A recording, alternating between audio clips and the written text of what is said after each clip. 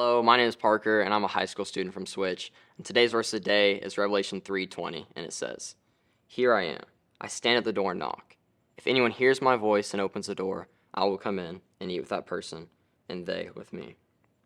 So now in this verse, Jesus is speaking to a church that is full of Christians who are claiming to follow Jesus, but they aren't actively following and trusting him with everything they have.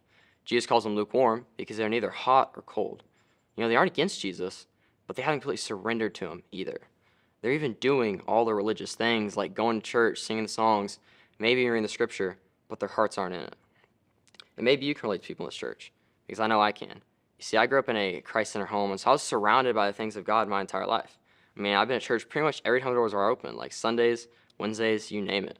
I would sing the songs, listen to the messages, and even serve. But there were seasons in my life where my heart wasn't always in it, and I was just going through the motions.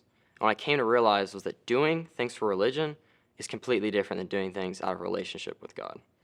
But this verse gives us some really good news.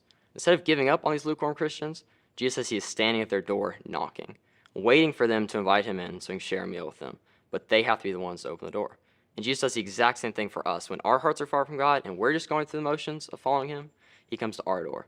He comes to your door, and he comes to my door, and he knocks. Yes, he comes to spend time with us, to share a real and intimate relationship with us, and to set our hearts on fire for him again. So here Jesus is. He's standing, knocking at your door. He wants to sit and be with you, to share a personal relationship with you. Will you open the door?